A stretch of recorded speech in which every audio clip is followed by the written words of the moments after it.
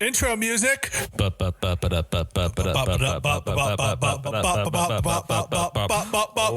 narration.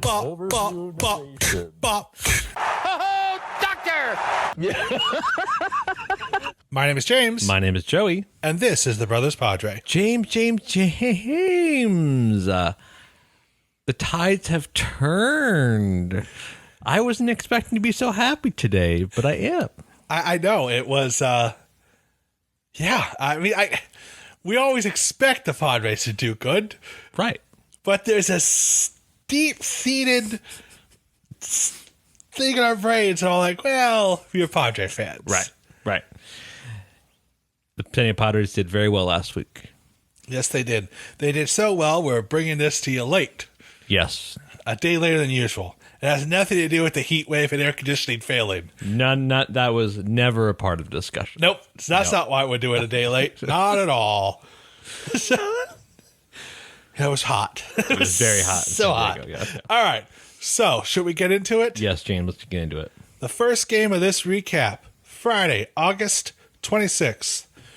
The San Diego Padres flew all the way to Vermont to play the Royals. And we beat them 13-5. I mean, yeah. The problem with this game was it looked really bad because Joe Musgrove only lasted 3 2/3 innings. He was just throwing a ton of pitches, couldn't find the strike zone, gave up 2 earned runs, struck out 2, walked. He was not sharp. But luckily, Hassan Kim, 3 hits. Will Myers, 3 hits. Profar, 2 hits. Machado, a hit. Luckily, the offense picked him up and we won 13-5. The next game of the series, Saturday, August 26th, a bit closer. Yu Darvish, 7 innings pitched, 6 strikeouts, 3 earned runs. We won that game 4-3. It was, again, great game. Machado a couple of hits, Soto a couple of hits. It was a good game, 4-3. But then the final game of the series. We've talked about this before. Sean Manaea. Yes. It seems like it's about 1 in every 3 starts now is just complete Garbage. The term is garbage. He can't find a strike zone. None of his pitches have breaks. And this is what happened. He pitched 4 innings, gave up 6 earned runs, and then we decided, hey, you know what? Let's give Josh Hader a chance to work out his issues and pitch an inning. He only got 1 out. He gave up 6 earned runs and walked 2 and hit a couple batters. And the most shocking thing is the Padres did score 7 runs in this game. And at one point, it was pretty close, but we ended up losing 15-7. Because when you have 2 pitchers that both give up 6 runs, yeah, it's not a good thing. It's not a good thing. But the good thing is that we then flew away from Delaware, and now we flew all the way to San Francisco to play a 3-game series there. And San Francisco's always tough, Joey. It is. And the first game, Mike Clevenger, 5 innings pitched, 2 earned runs. We ended up winning that game 6-5. Mm-hmm. Machado, pretty much everybody but Soto got a hit that game. But Soto also scored a run. So, he gets on base. Yeah. Close game. San Francisco is always going to make it close. They did have a comeback later. They got to Robert Suarez for 3 runs. But Nick Martinez came in and got a 4-out save, shut him down, and that's why we won that game 6-5. The next game, Tuesday, August 30th. The Padres again won 4-3. Another close game. Snell. Vintage End of the year Snell. 6 innings pitched, 8 strikeouts. The man was dominant. We won 4-3.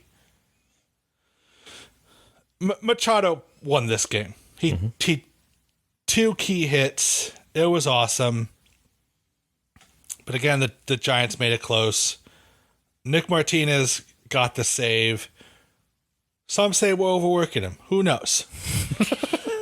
But he gave up all those. The game was a lot closer, and he gave up the runs. And Right. all right, the final game of the series. Can the Padres go for a sweep? You might ask yourself, but the Padres have never swept the Giants twice in 1 year in San Francisco in the whole history of the San Diego Padres. And yeah, I know. That's why nobody expected it. But you know what we did? We won 5-4. Joe Musgrove, needless to say, bounced back from his bad start. 6 2/3 innings pitched, 11 strikeouts, only giving up 3 earned runs. As dominant as he can be, the 3 earned runs happened in his last inning. He kind of ran out of gas, but 11 strikeouts. Yep. The most strikeouts he's had all year. We won 5-4. In a more rested bullpen game, he wouldn't have pitched the 7th inning. Exactly. Where the bullpen was pretty taxed at this point, yeah. But Nick Martinez been used quite a bit this last weeks. So we had to give it the ball to Josh Hader to close a 1-run save. And I don't know how clenched you were. Oh, it was insane. I was pacing. I was not having a good time. And his first hitter got a hit. Yeah. And you thought, oh, well, this is hell. Yeah. This is we are this and then a strikeout, a pop out, and a ground out, and he saved the game. He looked like vintage Hader, and it was great. So whether he's back or not, I don't know. I'm happy he got that save. It's a good bounce back. But more importantly, 5-1. Good job. Yeah, let's give him a round. Yeah. We talked about last week. Had to be 4-2. They made 5-1. Yeah. Pretty awesome. It was great. We gained a lot of ground in the playoff standings because it turns out this week, as the Padres are doing very well, the Phillies decided to be the Phillies again and not have a pitching staff. The Brewers have not hit a ball, I think, all week. Yep. It was great. We also saw, was such an interesting week because we saw the worst Hater outing, and then his also best one. We saw Campusano make his premiere. Alfaro is in the injured list now, and Campusano got called up. And, he caught the Manaea game, and Campusano was not at fault, despite what some people on Padres Twitter were saying. Campusano wasn't asking for 90-mile-an-hour fastballs down the middle. That was all Manaea. Yes. But then Campusano pitches for Musgrove, and Musgrove has an 11 strikeout game. It was a very fun week.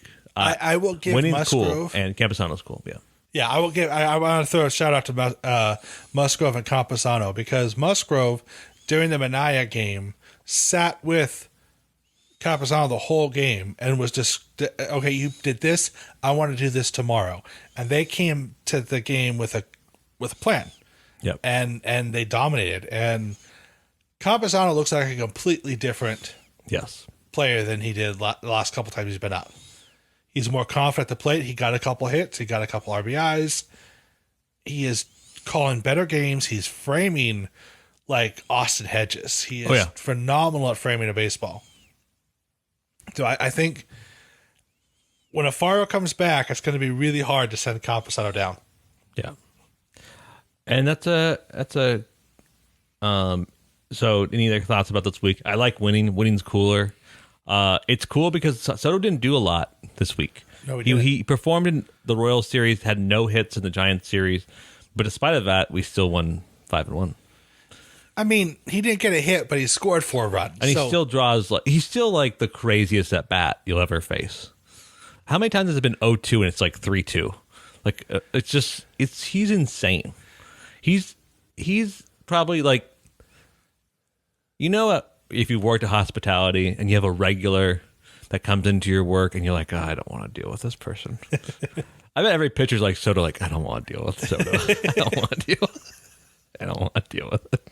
I don't want to deal with it. But Manny Machado's behind him, and he's the same way. Yeah.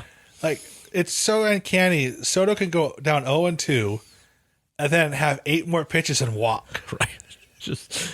It would drive me crazy. And there was one at bat during the Giant series where the pitcher, I think it was Webb, kept on throwing to it, and finally he just like threw like whatever, I'll bounce it and you can walk. Like, I'm not dealing with this.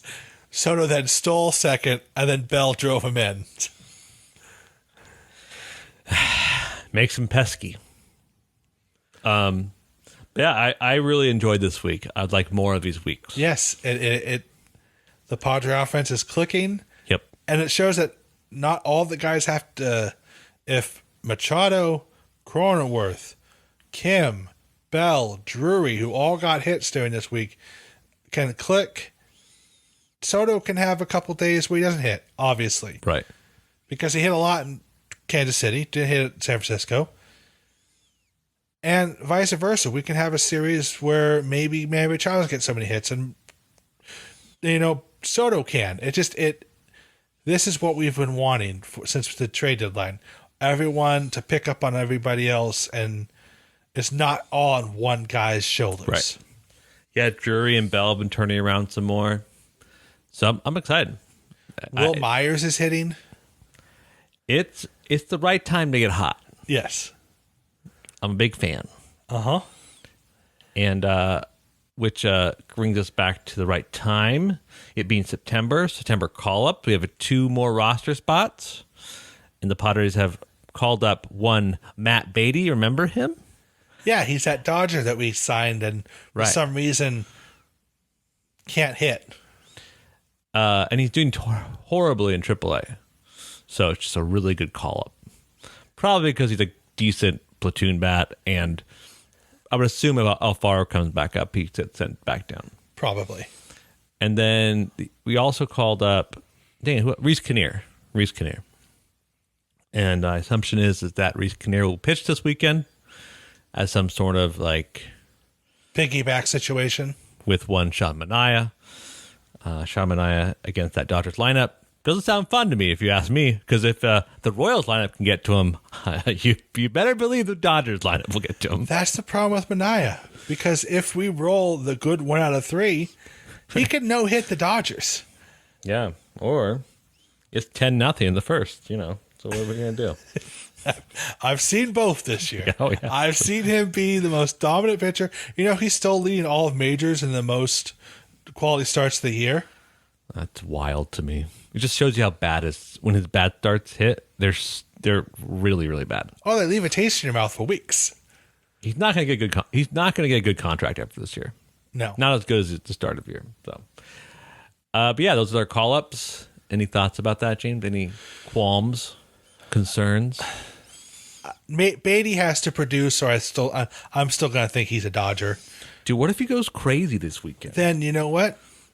I will mea culpa, and I will buy a baseball card with Beatty's face on it. Yeah, he's not going to start, but maybe he goes crazy in an at bat or something. And I think Reese Kinnear, I'm hoping, because maybe next year he'll be a full-time status in our bullpen. He's certainly earned it. Every time he's come up this year, he's pitched well. It's just that we've had so many. Our bullpen all year has been pretty good. Yeah. And he's more of a innings eater. And when you have Nabil Crismat on your team, yep, you don't really need a Reese Kinnear. And then when Nick Martinez came into the bullpen, he also can pitch multiple innings. So you don't really need 3 guys that are designed for pitching innings. So I think next year he'll definitely be on the team full time. Mm-hmm. He's earned it. When his curveball's on, it's pretty good. Yeah, I mean, I suspect that Reese Kinnear is here for the weekend. We might see a round robin of Kinnear going up and down with Weathers, maybe to platoon or piggyback with Mania. Maybe not. I don't know. I mean, I'm interested to find out. And also, Pierce Johnson has been looking good in El Paso. Well, I was going to bring it up on my way here. I was listening to Padres radio. Pierce Johnson is currently on a plane flying to Los Angeles. Expected to be activated tomorrow. Time to the Pierce Johnson. If Pierce Johnson is what Pierce Johnson was last year, I'm very excited to have him back. I cannot tell you how excited I am. Not saying Luis Garcia is a little bit of an anxiety attack, but a little bit of anxiety attack. He's been largely good. He has been. Robert Suarez has been a bit of a mystery because he can be lights out or he can't be. Right. Tim Hill, shout out to Palomar's star, has been untouchable the last couple since soft contact king. Yes. You want weak grounders? You want weak pop-ups? Oh, I got a guy for you. It really is. Just like, they're such little like, hits. Yeah. Just got to make sure to catch him. That's his big problem. Yeah, exactly. If you can't catch him, he's ineffective. There's nothing worse than when there's a 40 hopper through the infield. Yeah. Like, how did it find that hole? Yeah. How is that even possible? Yeah. But yeah, I think Pierce Johnson coming back would be great. Maybe send down Steven Wilson or someone else. But I think September is looking to be going to be a tough month. We're in our last 30 games, so we only have 4 more weekly recaps. And, well, technically 3.5. Last 30 games.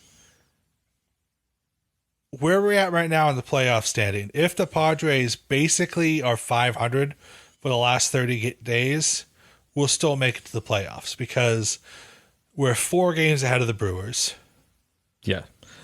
We're 3, but because we have the tiebreaker, kind of effectively we're at 4. Exactly. Right. And the next 30 games, the last 30 games, we play the Dodgers 9 times. Mm-hmm. If we are 5-4, that would be ideal. Mm-hmm. Even if we're 4-5, okay. Right. Obviously, I want to be, 9-0, but probably not going to happen. But 5-4 is doable. The team that is insane right now are the Diamondbacks because just like last year, for some reason, their only 2 good months are August and September, and they just passed the Giants for 3rd spot in our division. It's just the Diamondbacks. So we'll just jump into next week. We're going to play 3 against the Dodgers in Dodger Stadium starting today, and then 3 against the Arizona Diamondbacks next week. The Diamondbacks they have 4 super, super young lefty hitters that are hitting the crap out of the baseball right now. Like they are just destroying. They're destroying good pitching too. They're not destroying like bad pitching. They beat Brandon Woodruff yesterday. Like they are. The Diamondbacks are a very annoying organization because their GM is actually pretty smart. He doesn't have a lot of money to spend. Yeah. So what he does is he gets these like super. I mean, him hiring Brent Strom is like one of those. Like I don't understand how people just let Brent Strom go. Like. So hiring Brent Strom, hiring good hitting coaches, and they have these 4 lefties: Corbin Carroll, Jake McCarthy, Alec Thomas, and someone that looks just like Jake McCarthy. And they're all super young, and they all just are just like little speedster lefty hitters, and it's obnoxious. It's super obnoxious. Yeah. And Ketel Marte's still there, and Christian Walker has hit 31 home runs this year. So. Yeah, they can be a problem if they come into town and they're red hot bats and they have nothing. Here's the thing about when you have nothing to lose but everything to prove, like that's the horrible opponent to face. It's like they know they're not going to the playoffs. They're just going to ball and have some fun. That's a horrible fact to face. That should just be the Diamondbacks' motto for the last 5 years. Right. nothing to prove. Like, just like, Yeah, like they nothing to lose, everything to prove, and just like because they know they're not going to get, but they're a team that will always fight, and it just I don't know. I'm not looking forward. Like this next 6 games is probably the toughest 6 games we've had in a while, obviously, but because the Diamondbacks team is so red hot, and because Dodgers are who they are, so yes. I mean, the other good thing about the Dodgers is they just lost Goslin. And they just lost Brewstar. Yeah, and Kershaw are all hurt. Yeah. Kershaw pitched yesterday for the first time. But I thought he went back down again. I don't know. He's going to skip the next start, I thought. It definitely is not as it's not as strong as a team as we've seen, but they still have like all their position players are hitting well, and they're still a very tough team. Yeah, I'm not saying they're not a tough team. The only reason why the Diamondbacks worry me more is because we know the Dodgers are going to be tough. It's just like the Diamondbacks are going to be tough again. Come on, guys. Right. So, James, what do you think our record's going to be after 3 games against the Dodgers in Dodger Stadium and 3 games against the Diamondbacks in San Diego? 4-2. 4-2. Explain yourself. All right. So here's the thing. We're going to miss Goslin in the Dodger Stadium, but we still have the wife beater and the day walker we have to face. Yeah. The day walker hasn't pitched a lot this year because he's been hurt, and the wife beater is a wife beater, and he's for some reason also good at baseball.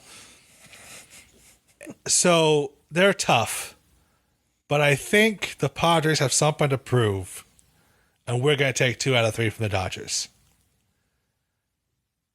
The Diamondbacks have everything to prove against their own division. And for some reason, I have a feeling, and the Padres also for some reason aren't playing that well at Petco Park this year, right. But the Diamondbacks are all hitting well at Petco Park this year. Right. I think we're going to also lose one of the Diamondbacks. Okay. Very optimistic. So I'm kind of like back the napkin it. I think if Juan Soto is hitting, we take 2 or 3 against the Dodgers. Okay. I don't care how many women you've beaten, Juan Soto can take you. I mean, Machado has good numbers against Urias, or at least has success against them. For those who don't know, Luis Urias beat up his girlfriend in a parking lot. No. Luis Urias, our former shortstop traded Brewers, did not do it. Oh, Julio Urias. Sorry, I got my Urias. That's my bad. That is your bad. Julio Urias. I'm sorry. He's a wife beater. He doesn't deserve me to remember his name. Yeah.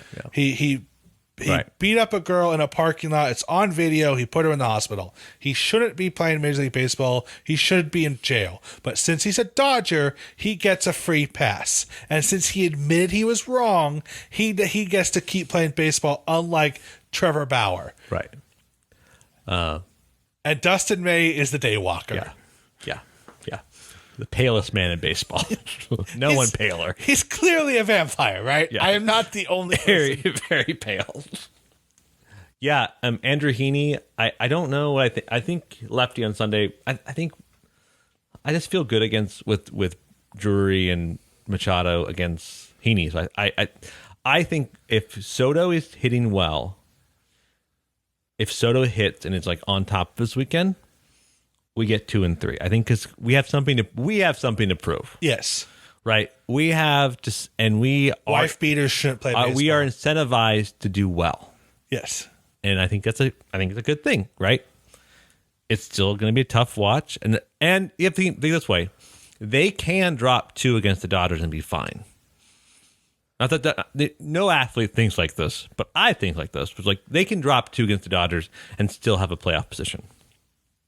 And the Diamondbacks are going to beat the Brewers this weekend. Sorry, Brewers, you're just going to be beaten by the Diamondbacks this weekend. Just the way it's going to be, right? And so we might lose this series and still have the same position. That's a very possible reality. Yes. The Diamondbacks, I think that 4-2 is possible if Soto's on top of it. Okay. I think they're still a Diamondbacks, and we still are at home. going to be Labor Day on Monday, And actually, this is going to be the wildest take ever. The Diamondbacks are not used to actually playing in the super hot heat. It's going to be very hot next week in San Diego because they have a dome and air conditioning. So the actual advantage is the Padres. Yes, because we actually play in more warm games than they do. And so and our lights work. Right, our lights do. We didn't even mention that. We didn't mention that we played in San Francisco, and for all you San Francisco fans out there who want to tell us that your ballpark's better than our ballpark, our lights work. Yeah. The first game of the series was delayed an hour. First, it was delayed 20 minutes because the umpire slipped on the first pitch. Broke his knee. Dislocated his knee, which was really gross. And then, oops, someone forgot to hit the light switch. And it was delayed another 45 minutes. So an hour worth of delays in the first 2 innings. I was going to say get your shit together, San Francisco, but everyone knows that's all that city is at this point. Aww. But yeah, I think we have an advantage against the Diamondbacks, and I think we're going to take 2 of 3 for sure. I think conservatively 3-3, but I think that if Soto's doing well, we do 4-2. Okay. So yeah, every game's a must win. And it's going to be interesting. This weekend's going to prove a lot about the competitive nature of a gelled Padre team. This lineup had faced the Dodgers right when they first Drury and Bell and Soto were acquired, but it just wasn't gelling. And now we've gelled, I think. And what is it? Well, how do we respond to that? And so that's going to be exciting times. They've been in San Diego a while. They understand just how evil LA is, and they understand they have to beat them. They are, again, a team full of domestic violence of people and vampires. I mean, and that's not to mention all the evil hitters they have on their team. Like, there isn't a single nice person on that team. They're all evil. But before we go, yes, we have to talk about they released the schedule for next year. Oh, that's right. That's right. We're not going to play 19 games against our division guys. Every division team. Thank the Lord. I know, isn't that great? We're going to play every team in the league in baseball. That's so awesome. Like, we're going to play a 3-game series in New York. Mm-hmm. And how they're going to work it is every team that we play home away games with, the next year they're going to play in San Diego. So it's going to give it more chances. I think it's just because you don't have to play so many teams so much, they don't have to learn everything about you. It'll raise the stakes in the division series way more. Right. Because the Diamondbacks will have a lot to prove then. Oh, yeah. And the biggest news is the home opener for the Padres next year will be in Mexico City. I think that home opener is here, but then is April 29th to 28th? Yeah. That's not the home opener. Home opener is Colorado, March 30th to 2nd. Okay, so then the first technical isn't the first technical home game in Mexico City? No. Yeah. Sorry to burst your bubble, buddy. Anyways, we're playing 2 games. A month into the season. Yeah. In Mexico City. Comes back from the suspension list that time. We don't mention his name. Do you know who's going to hit 300 home runs in one weekend? So Mexico City is 2,000 feet higher in elevation than Colorado. Oh my God. Bunt home runs are going to happen. Unlike Colorado, which has a huge outfield, straight away center, the deepest part of the field in this Mexico City ballpark is 400 feet. Dude, it's going to be disgusting. We're playing the Giants. I mean, ideally, there should be 40 home runs in those 2 games. It'll be a 32 to 27 game. Both games. Yeah. Might as well just call up rookie pitchers to throw because there's no reason to even try. It's pretty exciting though. It'll be a fun series. It'll be fun. And then, I'm excited for the I love this schedule so much. And it's just so selfish. You know why? Why? I don't have to watch as many Coors Field games anymore. That's exactly what I was thinking too. Oh my goodness. Let New York know how Coors Field feels.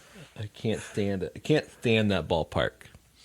But we have, I mean, if Colorado's the moon, right? We have 2 games in Mexico City, which is, I don't know, Jupiter. Yeah, like it's even less altitude. It's even less atmosphere. It's gonna be fun because one of the part owners of the Padres is also the owner of the Mexico City team, and he's been trying to get a game to play in Mexico City for a while. He's also been trying to get a team in Mexico for Major League Baseball for a while. And hopefully this will spark some stuff. Apparently 2020 we were supposed to open in Mexico City, but that whole worldwide bug went around and that thing happened. Yeah. Yeah. It'll be fun time. Yep. The next 30 games, the last 30 games, man. And it's a much better situation than last time we talked about the last 30 games. Those were some dark times. Dark. And I'm just happy that we're starting September off competitive. Yes. I gotta just take my wins where I can with this team. And I'm gonna take that as a win, it's not a very satisfying win. No, you don't get a banner for it, but for me we're not praying that Jake Arrieta somehow remembers how to pitch. Yeah, there was a time Jake Arrieta and Vince Velasquez was our pitchers. Yeah, and those were not great times. No, I think early on the 6-man rotation definitely did a lot for the health of our pitchers later in the season. I mean, Darvish has been healthy all year. Yep. Musgrove's been healthy all year. I think that 6-man rotation for the first up until the end of July saved our arms. Yep. Going to be an exciting time, James. Yes, it is. Thanks so much for listening. We really appreciate it. If you like what we're doing, tell your friends about us. Invite more people to listen to us. We're on YouTube, we're on Spotify. We're everywhere where good podcasts are found. And until next time, James, go Padres. Go Padres. There it is! Oh, doctor! You can hang a star on that, baby!